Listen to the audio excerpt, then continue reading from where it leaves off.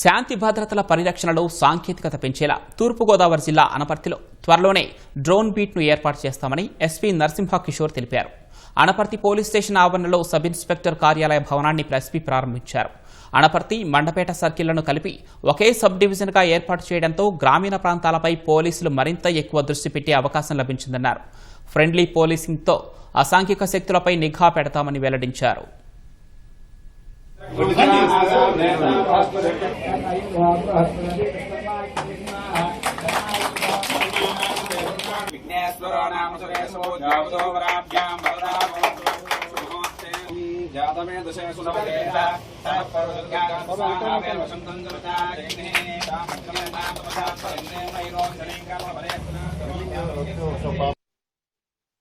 So ఈ reorganisation లో Anaparthi Mandapeta circle కలిపి ఒక సబ్ డివిజన్ కింద ఏర్పాటు చేయబడింది.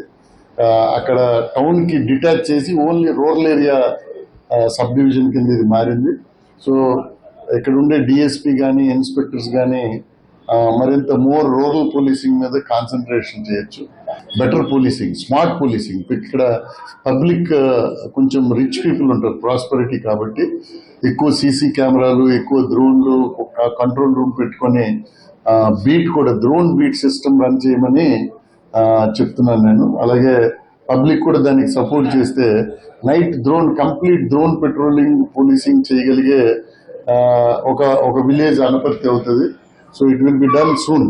మా దగ్గర ఉన్న డ్రోన్స్ కూడా పంపిస్తాము. Drone patrolling, exclusive drone night patrolling police station కింద దీన్ని డెవలప్ చేయాలని ఆలోచిస్తాం.